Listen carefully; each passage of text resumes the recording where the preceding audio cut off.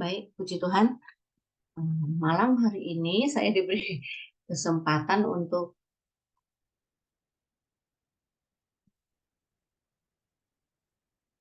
ya,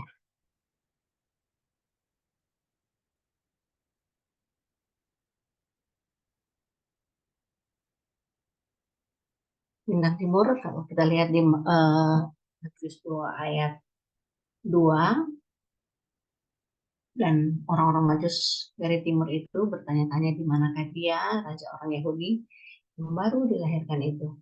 Kami telah melihat bintangnya di timur dan kami datang menyembah dia. Itu. Nah, kalau ini kita mau belajar tentang bintang timur ya. Yaitu bintang timur. Kalau kita lihat di Matius 1, di situ memang memperkenalkan Yesus sebagai anak Daud dan anak Allah. Dan kalau di pasal 2, Yesus diperkenalkan bagaimana dia menawarkan keselamatan bagi bangsa-bangsa yang tidak mengenal Allah. Dan bangsa-bangsa yang tidak mengenal Allah ini diwakili oleh orang khusus yang tertarik ya pada saat mereka melihat cahaya itu atau bintang itu ya. Nah, kemudian kalau sekali lagi kalau di Matius 1 sampai pasal 12, dalam bangsanya sendiri Yesus bertugas ketika dia terus menderita, dan penderitaan ini mengulangi pengalaman-pengalaman pahit bangsanya ya. Bagaimana pembuangan pertama ke Mesir, kemudian pembuangan ke Babel, semuanya dalam Matius ya. Kemudian kembali sebagai bangsa yang terhina, bangsa kecil ya. Terus semuanya dalam Matius 1, 2, 3 sampai 19. Kemudian cerita dalam bentuk cerita-cerita ini dalam bentuk Hanggada. Ini petulisan yang mengajarkan apa yang diajarkan di dalam Lukas 3 ayat 32 ayat 30 sampai 24, yang perkataan diucapkan oleh Simeon. Kita bisa bandingkan dengan Lukas ya. Nah, Bapak Ibu, sekilas bintang timur, apakah penampakan bintang di langit Matius 2 ayat 2 itu melanggar larangan perjanjian lama? Kalau kita lihat, kita akan mengutuk astrologi. Nah, ada beberapa ulasan yang saya coba cari tahu ya di Google, bahwa setiap kita pasti ya mengetahui tentang horoskop. Dulu waktu belum mencintai Tuhan ya, kita ya, kadang waktu masih remaja belum terima Yesus itu ya kita suka baca itu ya, bahkan suka ada di situ kan bagaimana sampai horoskop juga dan jodoh juga bahkan bisnisnya. Sedangkan kalau di Ulangan 17 ayat 2 sampai 7 itu memerintahkan agar orang Israel siapapun yang beribadah kepada ilah lain dan menyembah kepadanya atau kepada hari atau bulan atau segenap tentara di langit harus diperiksa keberadaannya terlebih dahulu oleh 2 atau 3 saksi. Baru setelah itu saksi itu melempar ya, yang orang itu karena nggak boleh ya. Kemudian di Matius 22 justru ya mencatat bagaimana ada penampakan bintang di timur. Itu dia ya.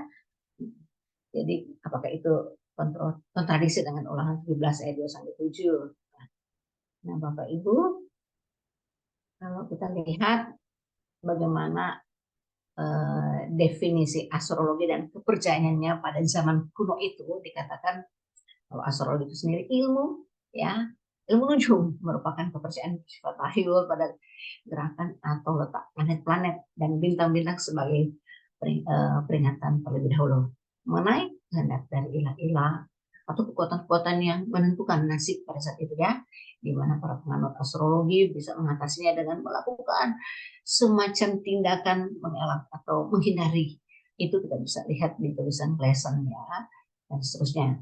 Nah, pada zaman dulu juga para penganut astrologi bukan hanya mencari tahu nasib mereka melalui planet, bintang-bintang, tapi mereka menyembah benda-benda langit tersebut secara ritual. Nah, Bapak Ibu, dalam tulisan lain juga kita akan bahas lagi.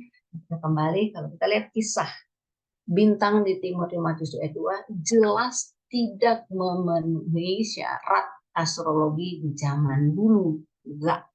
Kenapa? Itu pertama kan bintang di timur bukan disembah oleh orang Majus. Bukan bintangnya yang dia sembah ya. Bintang itu hanya merupakan pemberitahuan, situ di sana di Bethlehem itu, situ ya. Jadi ketika mereka melihat itu, ada penampakan itu, mereka datang. Datang untuk apa? Menyembah. Nah, itu dia. Nah, jadi menunjukkan bahwa bintang timur itu bukan untuk disembah, bukan bintangnya ya. Kedua, menurut kepercayaan astrologi zaman dahulu, benda-benda langit merupakan peringatan masa depan tentang kebenaran. Namun, bintang di timur ini bukan seperti kepercayaan astrologi tersebut. Nah, Matius 22b, orang-orang Majus bertanya kepada orang-orang Yerusalem tentang kelahiran raja orang Yahudi. Jadi mereka langsung kasih tahu, ada raja ya, orang Yahudi. Mereka menyebutkan alasan yang mereka mencari. Kami telah melihat bintangnya dan kami datang untuk menyembah. Ya. Nah, Bapak Ibu, ketika Kristus lahir, bintang itu sudah muncul dan orang-orang Majus memerlukan waktu lebih dari 1 tahun menuju ke Yerusalem,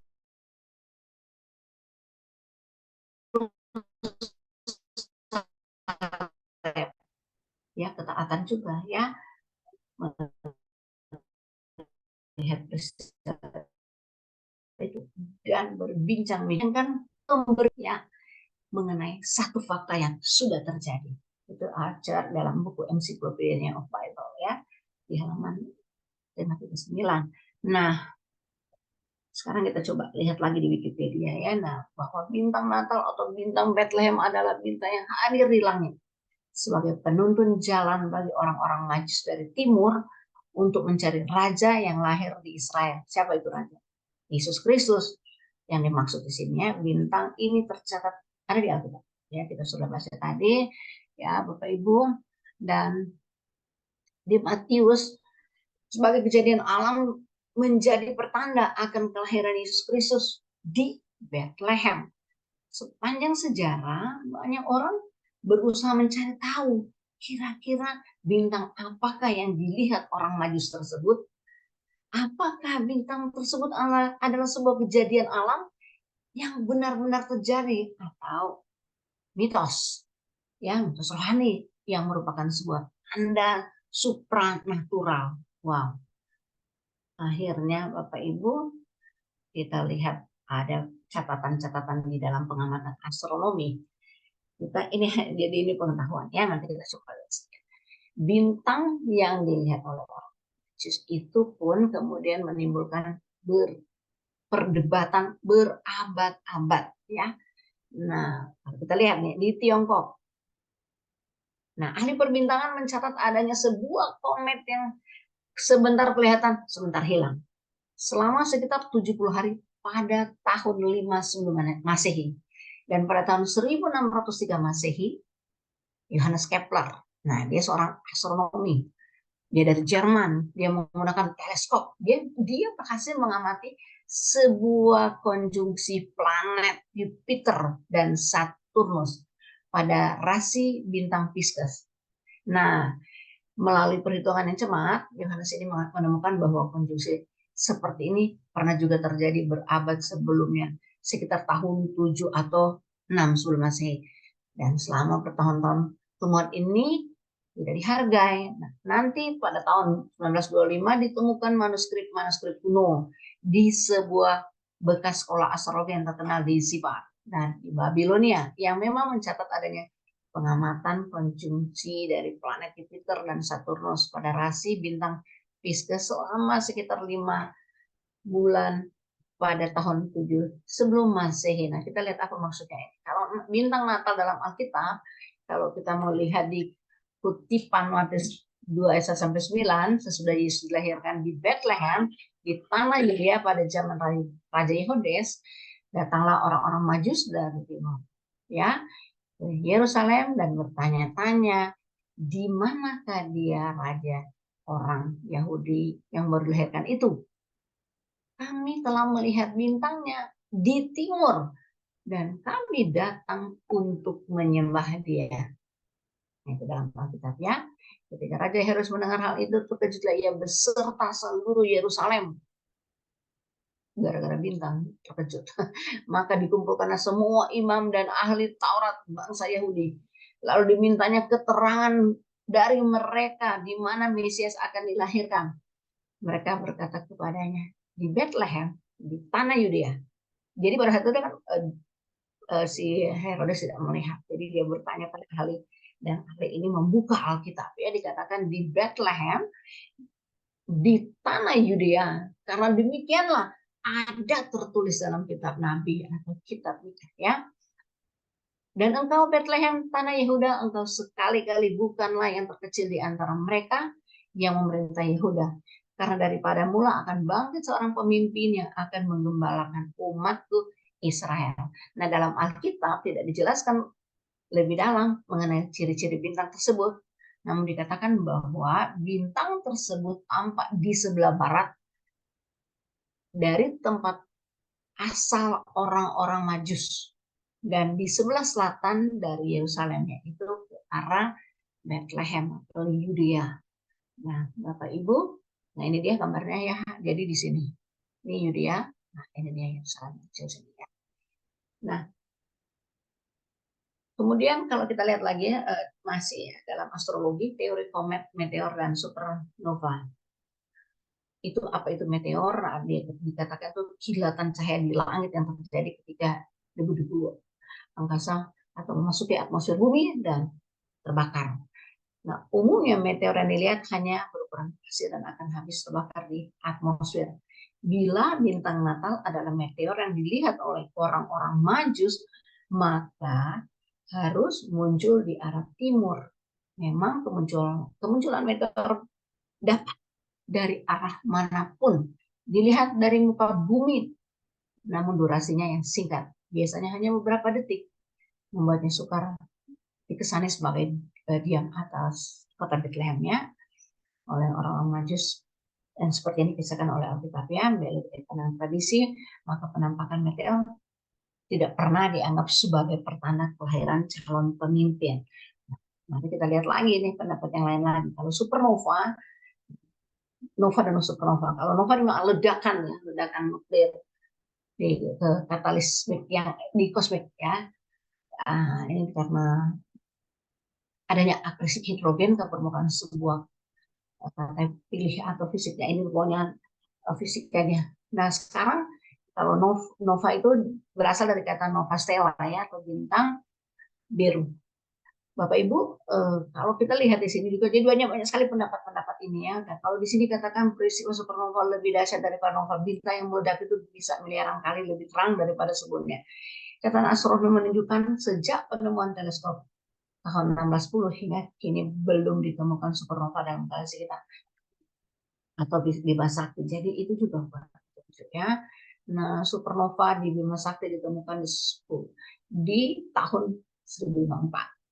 Kemudian 1572 juga ada lagi penelitian dan seterusnya. Selain itu, penampakan nova di langit malam akan membuatnya menjadi objek yang mencolok, mudah dikenali, sehingga semestinya tidak hanya orang Majus yang memperhatikannya, tapi semua orang pasti melihatnya. Jadi dianggap pada saat itu kalau supernova terakhir ini yang betul-betul dia ada timbul, tapi harusnya semua orang bisa lihat karena langit itu akan kelihatan sekali, sangat menyolok.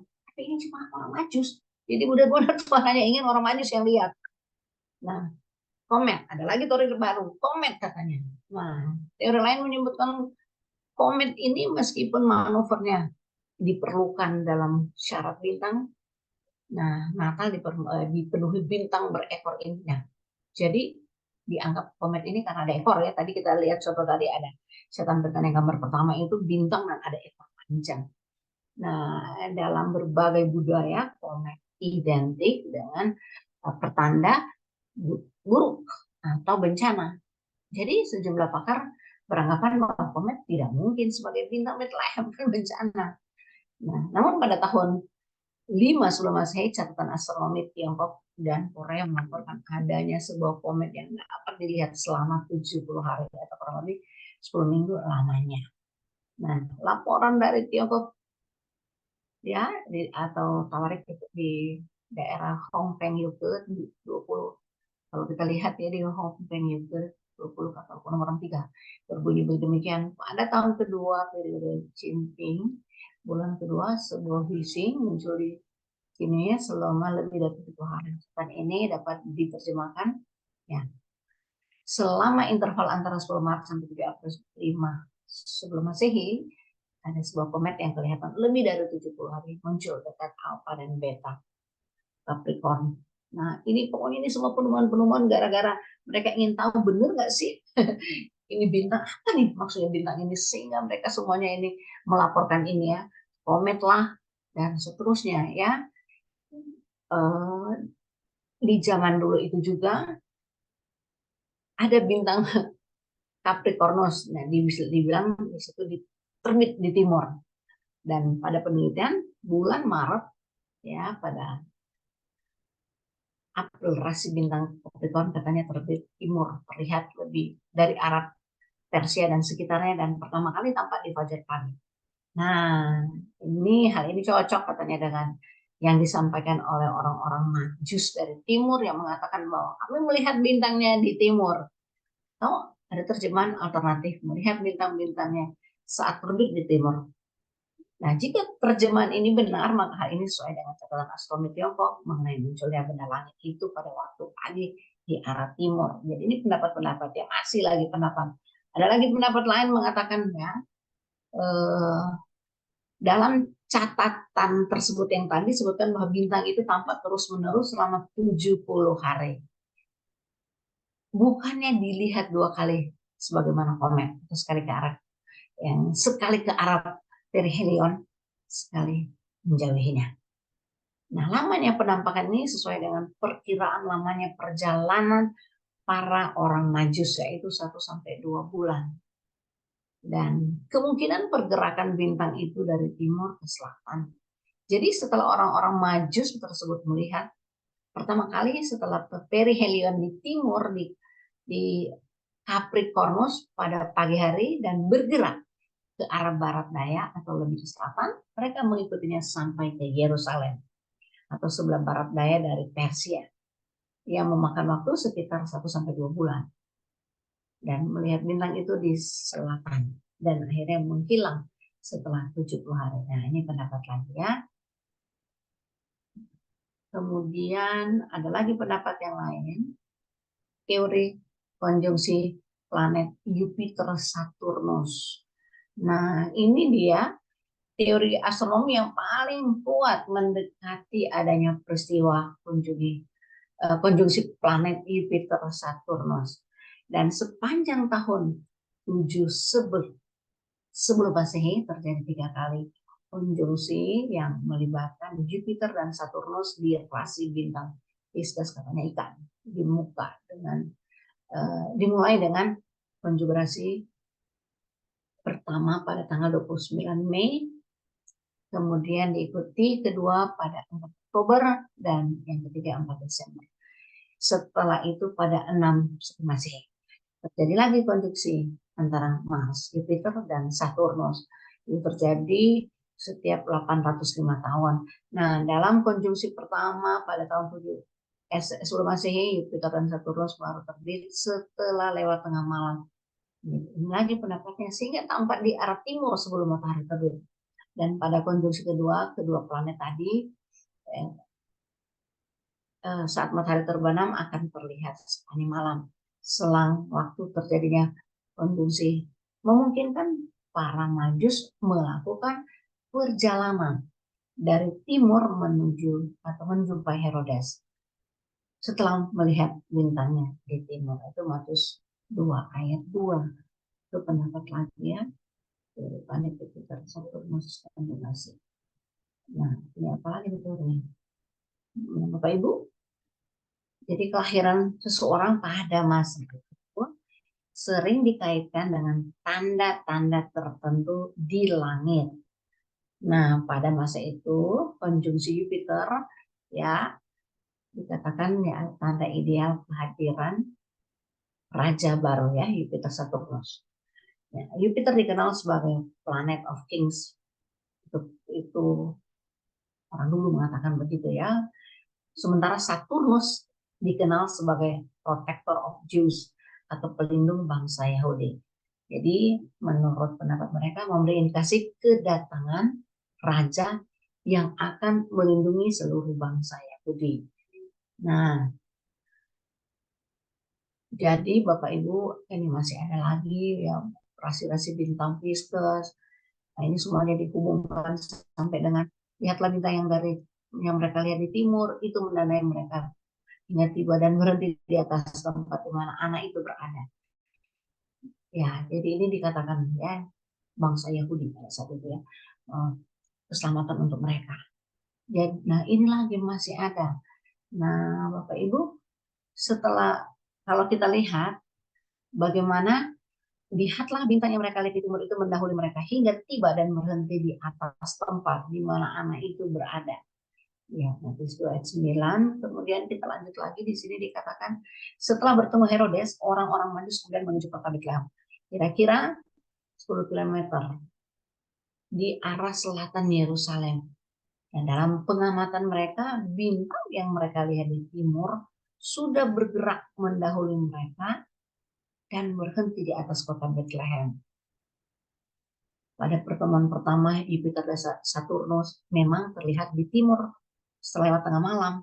Namun saat terjadi konjugasi kedua dan ketiga, yaitu Oktober dan Desember 7 sebelum Masehi, keduanya akan tampak berada di zenit, untuk di titik tertinggi yang dicapai dalam gerak harian benda langit. Nah, setelah matahari terbenam, inilah yang menyebabkan keluar planet tadi. Dan ini seolah-olah berhenti di atas langit kota Bethlehem. Ya, mereka jadi memberi tanda pada orang Majus kalau sang raja ada di sebuah rumah tersebut. Ini ya, pendapat lain lagi ya pertemuan Saturnus ini. Lalu kita lihat lagi ada bukti arkeologis dan budaya. Dalam bahasa aslinya, kata yang diterjemahkan di timur Ente Anatole, artinya bisa diterjemahkan juga yang terbit sangat terang, ya, in its rising. Nah, barangkali ini mencerminkan pengalaman dahsyat orang Majus karena sangat terang benderang bintang itu. Nah, sangat pantas bahwa sekian triliun kali cahaya matahari harus dipancarkan untuk menandai kelahiran sang terang dunia. Jadi mencari makna astrologisnya. Nah, Bapak Ibu, kalau diterima bahwa bintang itu adalah konjugasi planet Jupiter dan Saturnus pada tahun 70 Masehi, maka ini cocok dengan lempengan batu. Ini pendapat lagi, pelempengan batu ditemukan di Menara kuno Sipar dan di tepi sungai Efrat. Jadi tempatnya juga sekaligus cocok dengan asal orang-orang Majus, ya. Bunyi lempengan batu itu dalam bahasa Babel kuno yaitu Muliau, Babau, Kaiwano, Ina, Ziptau. Artinya Jupiter dan Saturnus dalam resi bintang Pisces. Nah, perhitungan tanggal juga cocok. Desember 7 sebelum Masehi. Nah, bukti-bukti arkeologi lain juga dijumpai dalam sebuah papirus dari tahun 42 Masehi yang juga mencatat konjugasi dua planet sekaligus. Papirus ini disampaikan juga di Berlin ya.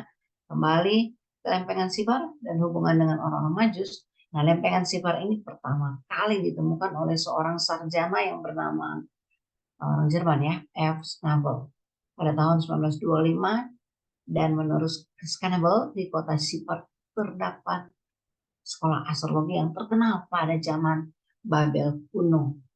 Nah,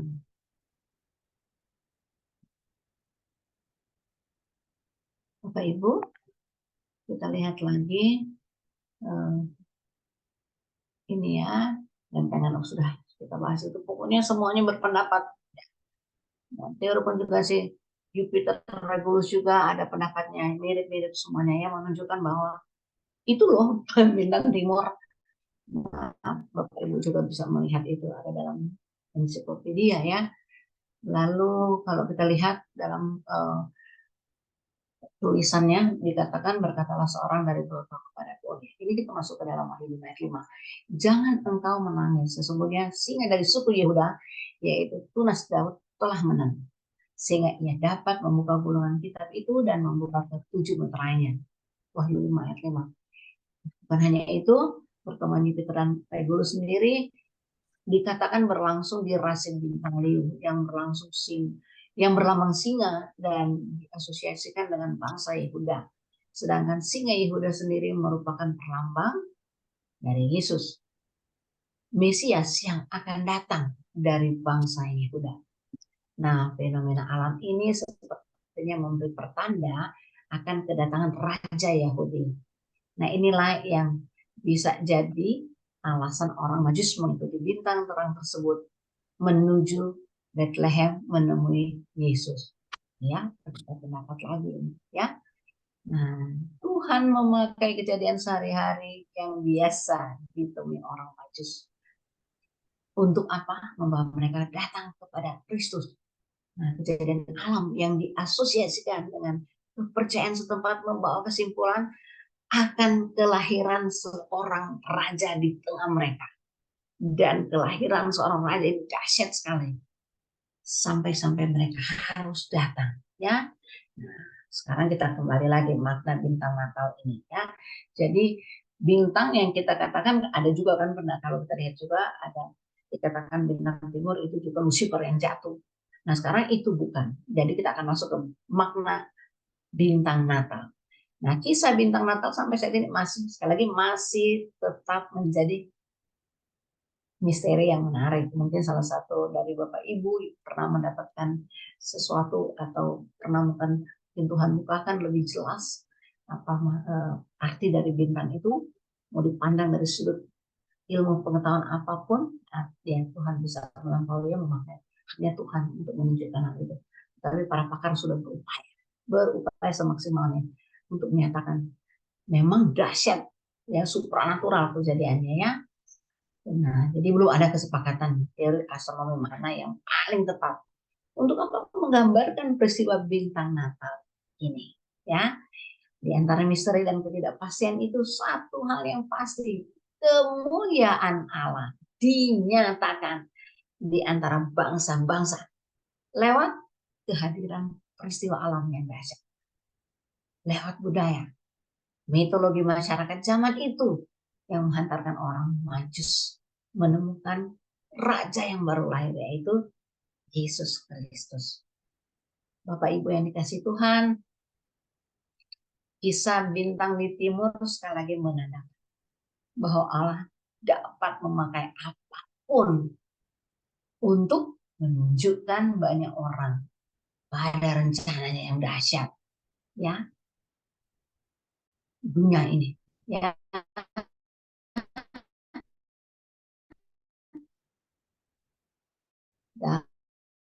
Dalam hal ini Allah menuntun orang-orang Majus melalui bintang timur agar menyembah Yesus. Ya, ia juga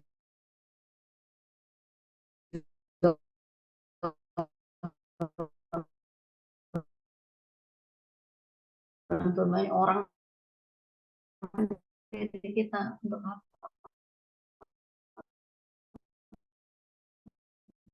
dipakai Tuhan. Tuhan bisa pakai kita dengan caranya. Ya. Kalau saya dikasih kesempatan untuk menjadi dokter, saya selalu memberikan kesaksian. Kecil saya menginginkan, saya bercita-cita keliling Indonesia ke desa-desa untuk membawa jiwa-jiwa Kristus. Dan melalui profesi dokter Tuhan bawa beneran sampai ke desa-desa ya, sampai usia tua ini ya. Nah, sekarang Tuhan mau pakai kita. Di sini banyak, semuanya punya profesi ya. Semuanya profesi masing-masing. Pasti kita semuanya sudah siap ya. Nah, Bapak Ibu, itu ulang tentang bintang timur ya. Nah, sekarang coba kita lihat kenapa sih tiga orang Majus ini datang. Sekilasan ini sering kali dibahas ya.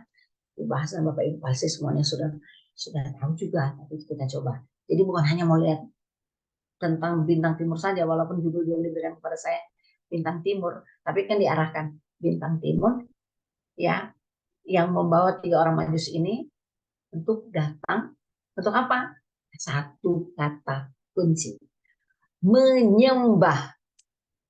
Kalau kita menyembah berarti, kalau orang Majus menyembah, padahal kalau kita lihat Tuhan seperti tadi pengantar mengatakan bahwa di Matius 2 ini tujuan Kristus datang ke dalam dunia untuk menyelamatkan seluruh dunia ini, ya, bangsa-bangsa yang tidak mengenal Allah, ya. Kenapa sih? Karena begitu besar kasih Allah akan dunia ini, sehingga Ia mengaruniakan anaknya yang tunggal, supaya apa? Setiap orang yang percaya kepadanya tidak binasa, tapi dapat hidup yang kekal. Nah, Bapak Ibu, mari kita belajar dari orang Majus yang mempersembahkan emas, kemenyan, dan mur. Ya, sedikit aja kita bahas apa, bagaimana kita menyikapi, bagaimana, kenapa emas? Emas berbicara tentang kekudusan atau kemurnian. Katanya kan emas, misalnya emas 24 karat, wow itu murni banget ya. Nah, di sini menggambarkan sikap, tindakan, ucapan kita pun harus kudus, Bapak Ibu, sebab firman Tuhan katakan tanpa kekudusan tidak seorang pun bisa melihat Allah. Tidak bisa melihat, ya. Nah, emas juga biasa dipakai atau dikaitkan dengan kekayaan, kesuksesan, kekuasaan, masyhur gitu ya Bapak Ibu. Sampai ada seorang, kalau Bapak Ibu pernah melihat, menyaksikan ada seorang terkaya juga yang kaya di dunia, waktu dia mati, seluruh tubuhnya hampir semua tertutup dengan emas. Sengaja dipakaikan emas. Apa artinya? Hanya untuk menggambarkan waktu dia hidup, dia sangat kaya raya. Sampai mati pun dipakai emas. Jadi kebanyakan motivasi orang yang bekerja atau berusaha adalah untuk mendapatkan ketiga hal, yang maksudnya dirinya sendiri, ya. Dia ingin bagaimana supaya harta kekayaan itu dia miliki, karena apa? Iya, bisa melihat aku memiliki semuanya ini. Sombong. Seolah-olah dia mengasihi dirinya sendiri yang begitu hebat, memiliki segalanya, ya. Tetapi emas ini juga berbicara tentang sesuatu yang mahal harganya. Nah, seperti Tuhan meminta, ya, Ishak yang sangat mahal harganya kepada Abraham, demikian juga Tuhan meminta kita memberi yang terbaik bagi Dia. Kita persembahkan bagi Dia, ya. Mungkin persembahan kita itu uang, waktu, bahkan harga diri.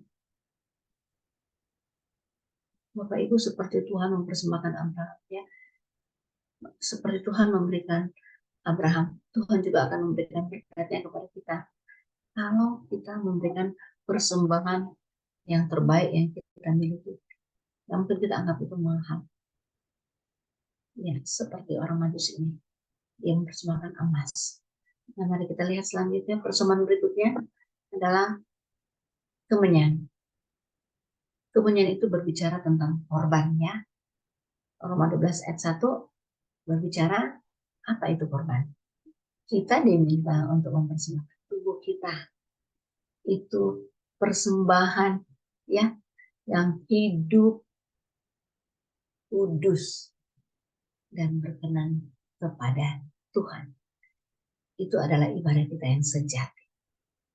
Ya, mari berhenti untuk mencari apa yang bisa kita berikan, hal-hal yang berupa material, seolah-olah itu yang terbaik, tapi justru Tuhan meminta kita mempersembahkan tubuh kita. Ya. Kadang-kadang saya merasakan saya sudah tua nih, sudah nggak bisa pergi.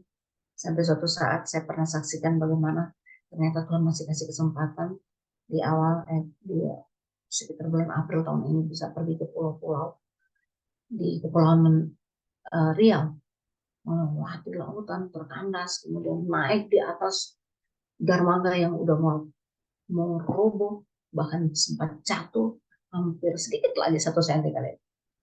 masuk ke lautan. Nah, Bapak Ibu, itulah kenapa saya ingin sekali walaupun dalam usia ini bisa mempersembahkan hidup saya pada Tuhan. Ya. Dan kemudian juga berbicara tentang persembahan yang menyenangkan hati Tuhan. Ya, jadi sekali lagi kalau kita melakukan kehendak Tuhan dengan segala apa yang kita miliki itu sebagai persembahan korban yang hidup bagi Tuhan, ibadah kita itu kita ya, sekali lagi kita. Ketika tadi saya dengan anak saya menuju dari Jakarta ke Bandung dan Bandung ke Rumah Sakit Barameus, ya, puji Tuhan seperti yang Ibu ya tadi sudah mengatakan bahwa di sana ada dokter yang bisa menolong. Nah, saya ingin sekali sudah 6 minggu ini masih sakit, saya ingin sekali segera sembuh karena dalam pikiran saya ingin banget melayani Tuhan lagi ke desa-desa dan saya ingin ke Papua sudah ada rencana. Nah, kok masih sakit? Dan Tuhan tahu hati saya. Ketika kami mau datang ke rumah sakit ini, kami tidak tahu tempatnya. Nah, ada petunjuk, bukan bintang ya, tapi ada peta.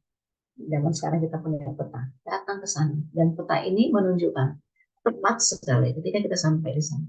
Dan satu hal yang mujizat yang terjadi adalah saya tidak merencanakan untuk datang hari ini, tapi Tuhan bawa bersamaan dengan ada tugas untuk ke Majalengka. Sekarang saya di Majalengka, karena saya. Dan tahukah Bapak Ibu yang dikasih Tuhan, Dokter Andre yang dikatakan, yang dibicarakan di dalam acara kita pada saat ada hamba Tuhan ya, bahwa ada dokter yang bagus sekali di Bandung, Rumah Sakit Boromeus, ketemu di hari dia. Dan seharusnya saya sudah tidak boleh diperiksa karena udah lewat waktunya dan dia sudah tidak ada, sudah batas maksimal penerimaan pasien.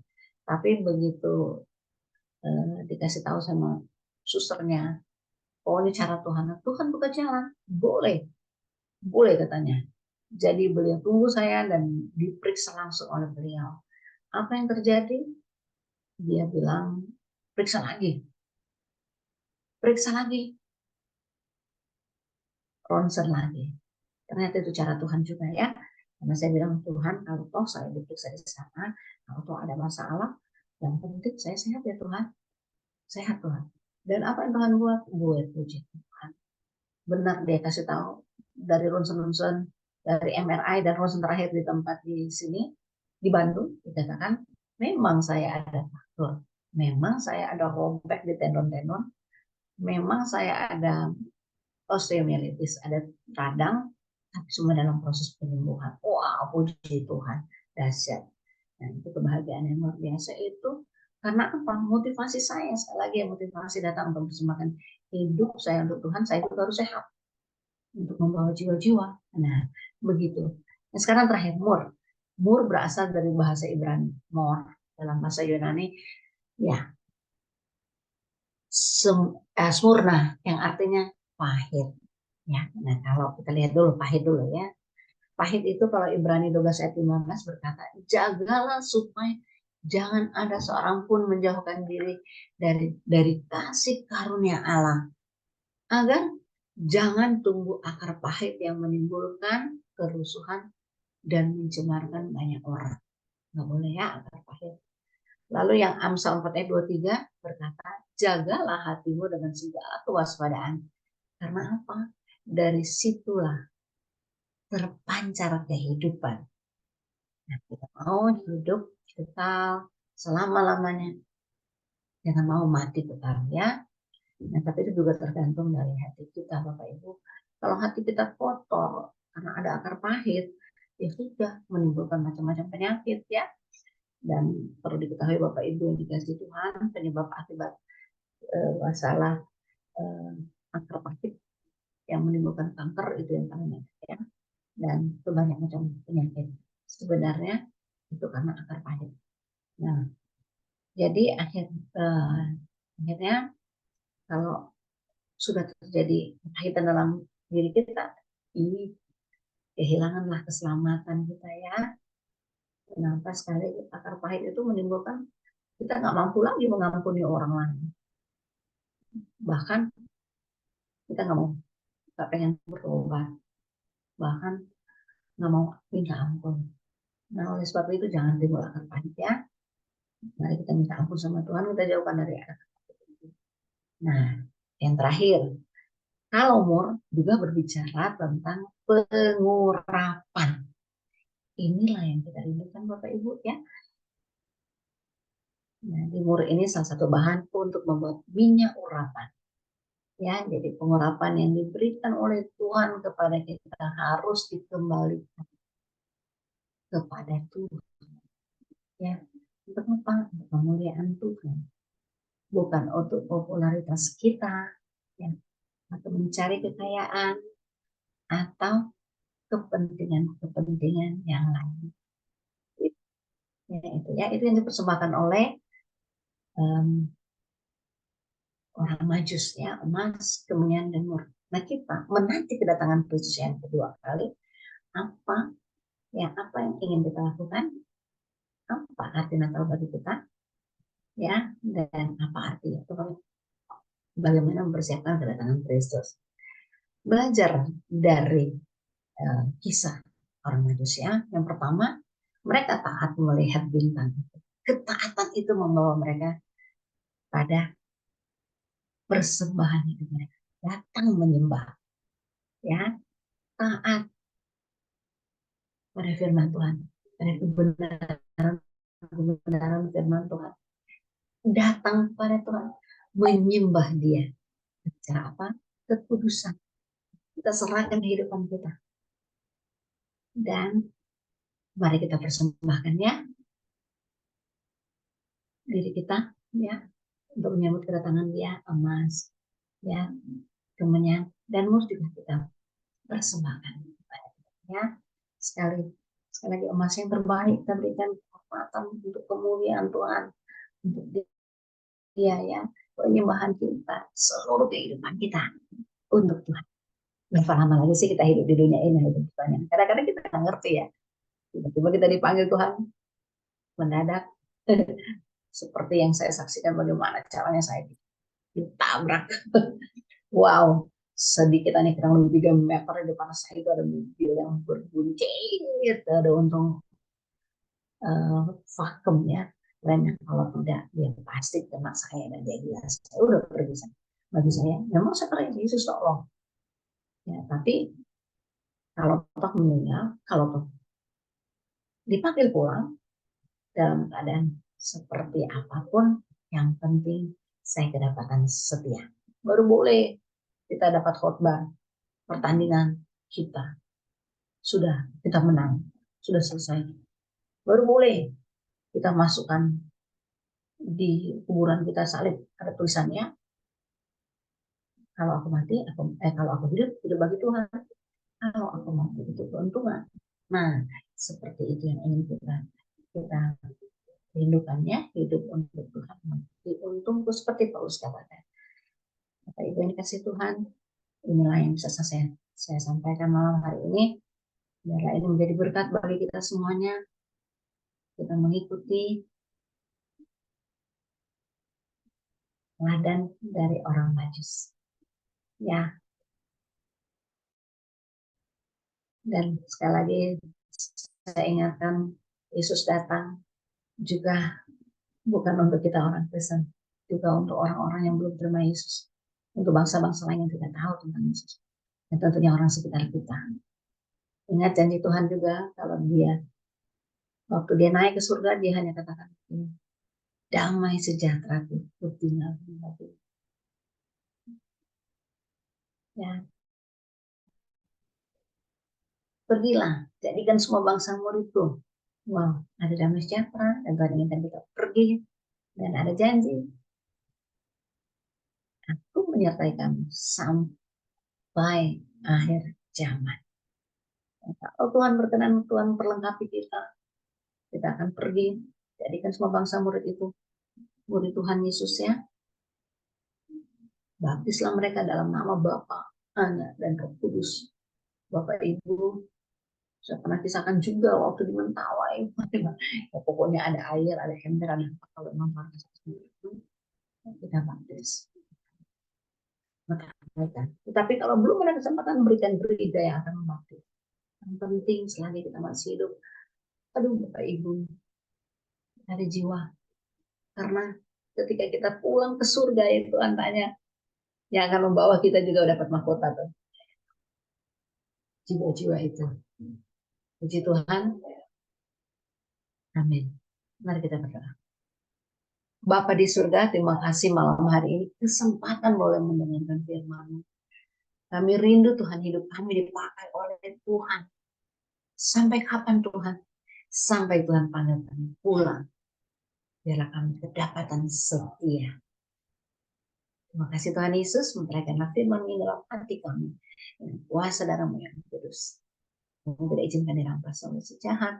Dalam nama Tuhan Yesus Kristus kami bersyukur. Haleluya. Amin. Puji Tuhan. Amin. Amin. Thank you ya. Tuhan Yesus memberkati. Amin. Terima kasih Bu Dokter. Puji Tuhan.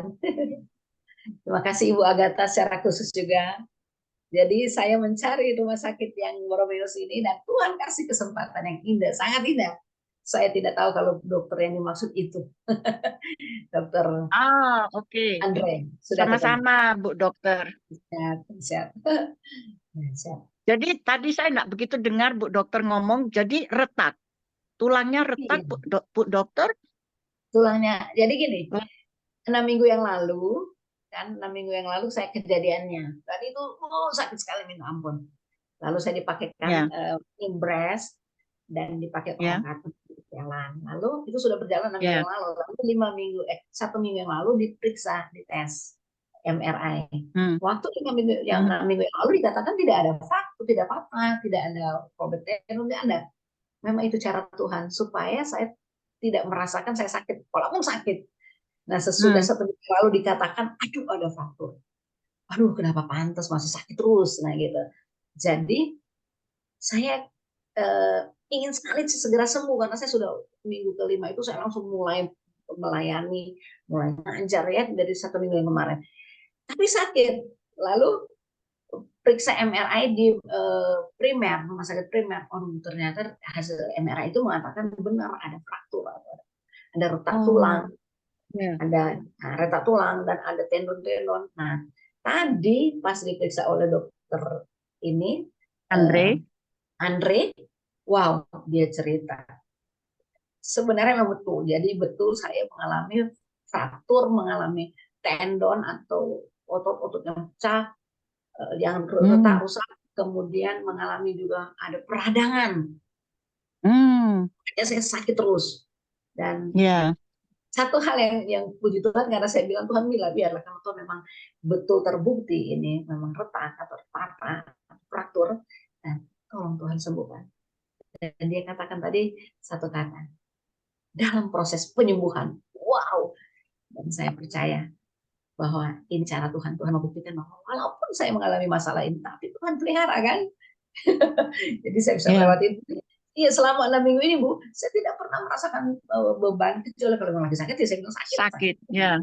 Tapi kalau tidak menjadi apa ya, masalah tidak menjadi saya menjadi apa, bertanya-tanya atau berontak atau komplain lah, nah gitu. Enggak, saya tetap. Dan Tuhan menghibur saya lewat doa-doa, lewat kunjungan teman-teman, hampir semua.